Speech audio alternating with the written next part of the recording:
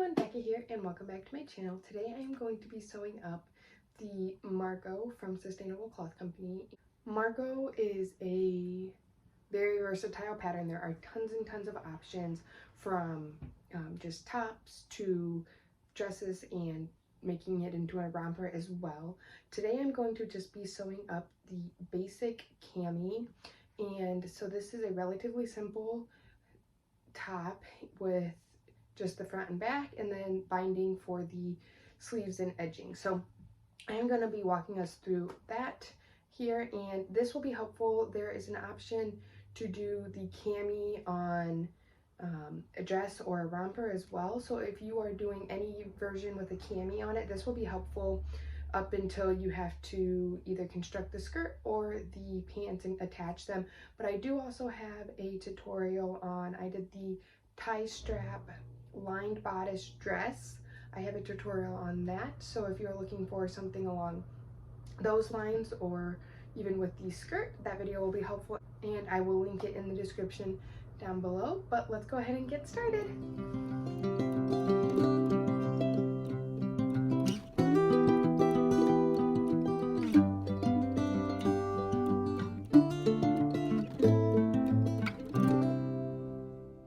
Alright, I already have my pieces cut out, and I will just say real quick, when you are cutting out your top pieces, the top pattern has a couple different line options. So there is a dashed line in the middle of the pattern, and that is for if you are attaching it to a dress or romper. But if you are doing just the top, you want to cut it on the bottom line, which is what I did, so it's the longer option.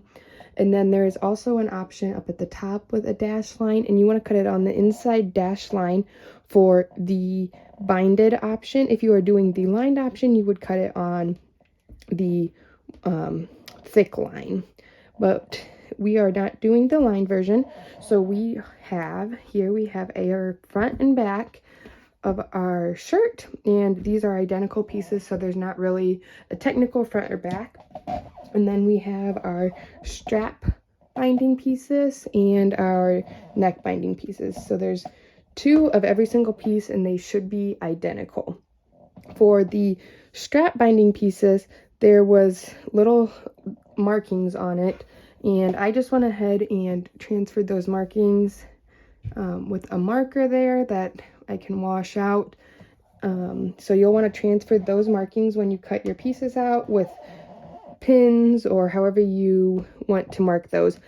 But the first thing we're going to do is we're going to work on our body pieces first. So we're just going to do the same thing on both pieces, but what we're going to do is we are going to take one of our neck binding pieces, and we are going to line it up on the top here of the neck pieces, and we are just going to sew this on. And so I will be constructing with a serger. You can do this with a sewing machine. This step I will use a sewing machine for the binding portion of it. If you have a cover stitch, you can use that as well, but for binding you will need a sewing machine. So what I'm going to do is I'm going to just take these over. You want to line up your edges, and I'm going to just serge this on both pieces and then be back. All right, you can see I sewed this on, and I did forget to mention you attach this right sides together, and we're just going to work on one piece now. So everything we do on this piece we will also do on the other piece, as they are identical. And so what we're going to do is you want to fold up this binding piece 1/4 of an inch, and then you are going to, I like to work this way, you're going to fold your seam allowance down into the binding piece. And what I like to do is I like to just kind of fold my raw edge to butt up to my seam. You can see there like that. And then what you're going to do is you're going to fold it over again so that it's basically hugging your seam. So you can see the seam is, let's see, I'll get a focus there. your seam is sandwiched in there. You can kind of see here. And then the folded edge of your binding is on the outside. Basically, we're just enclosing your seam there, which is what binding is. And the more pins and clips you have, the better it's going to turn out, and you just want to go slow. And again, as I stated, you are going to need to use a sewing machine on this. Binding cannot be done on a serger. Now, a cover stitch, yes. A serger, no. And I highly recommend, if you are doing this on a sewing machine, you are using a walking foot, or if you have a machine capable, you are going to want to decrease your presser foot pressure, because otherwise it's going to stretch out your binding and it's not going to look great, and you are not going to be happy with your result.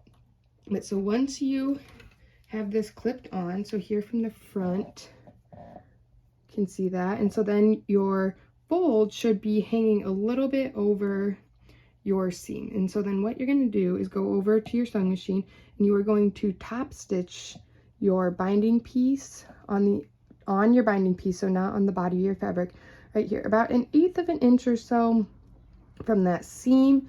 And you will be catching the back of this when you are stitching. So you just want to make sure you catch that back as you are doing it, and then once you are done with that, you will repeat the same steps on your other piece. All right, once you have your binding top stitched, it will look like this, and here's the back. You might have a little bit of a lip there, but that's okay. And this was really hard to bind because of the texture of it, that top stitching. So mine does not look great. I will just say that now. I will admit that. You can see my stitching is a little bit crooked, but as it stretches out, it doesn't look too bad. So, but it is what it is. So if you are using an urban rib, just be warned, I probably will never bind with this fabric again. But we are, oh, and I did forget, you want to extend your stitch length to about a 3 when you're top stitching, but other than that, you should be fine. So then you're going to take your body pieces with right sides together, lining up your arm size and your hems, your side seams, and we are just going to stitch down both sides. So I'm going to go ahead and do that and be back. Once you have your side seams sewed up, it is going to look like this, and we are already very close to done. What we're going to do next is we are going to take our 2 arm binding pieces, and what we're going to do is we're just going to fold them in half, right sides together, and we are just going to sew up the short seam on each of those to make them a full circle. So as I mentioned, once you sew this, it should be a long skinny circle.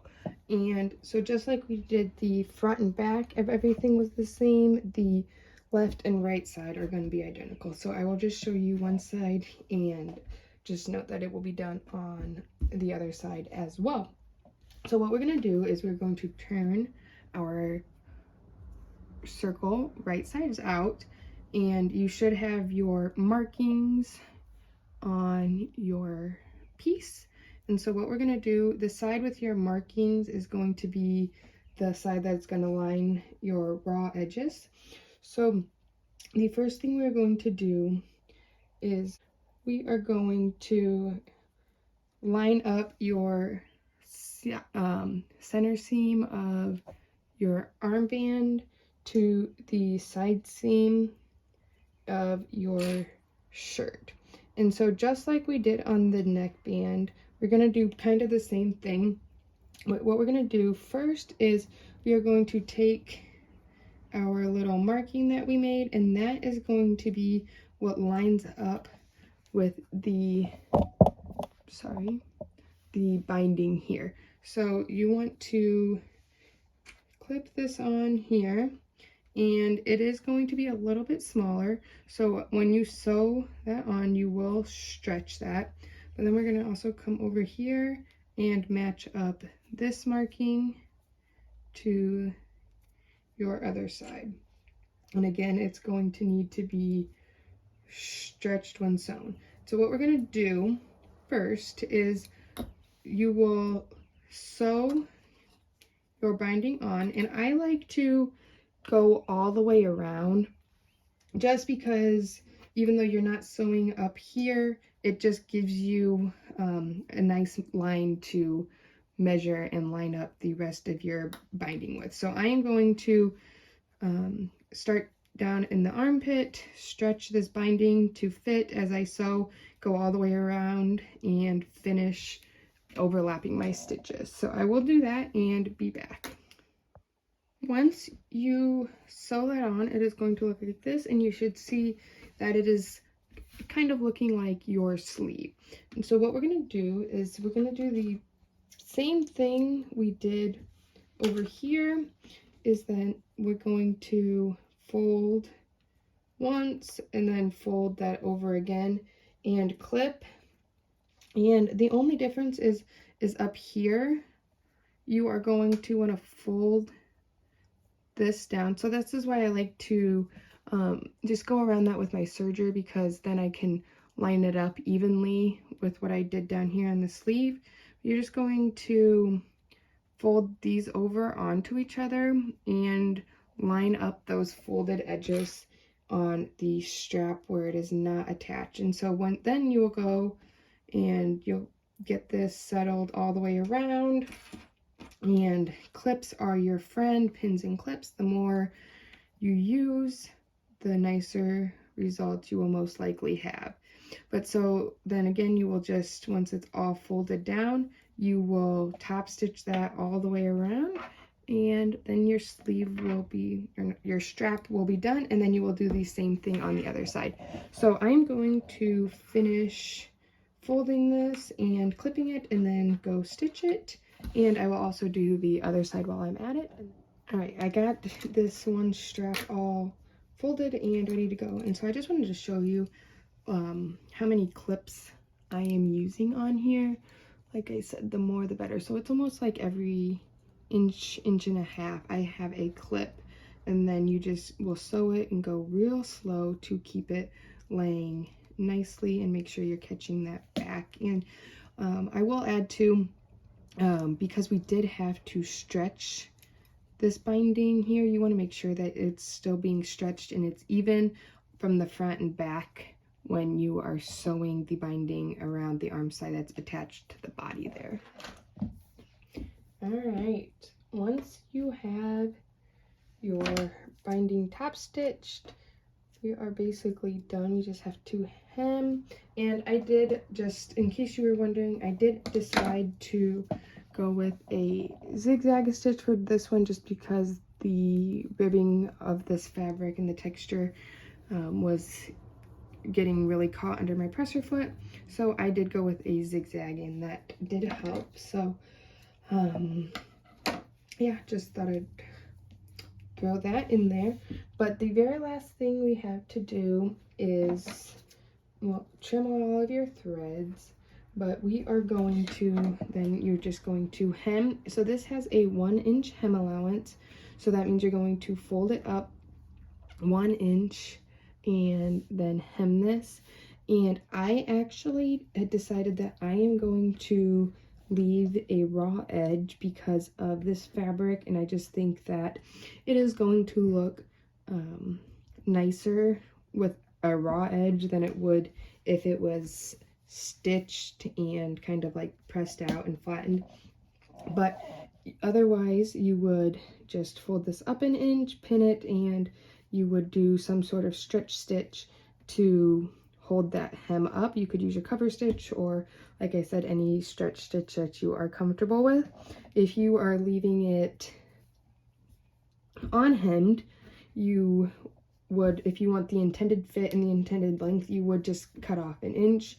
I just am leaving it this length because I am taller, and so it is the perfect length for me. But so you would go ahead and get it hemmed, and then you are done.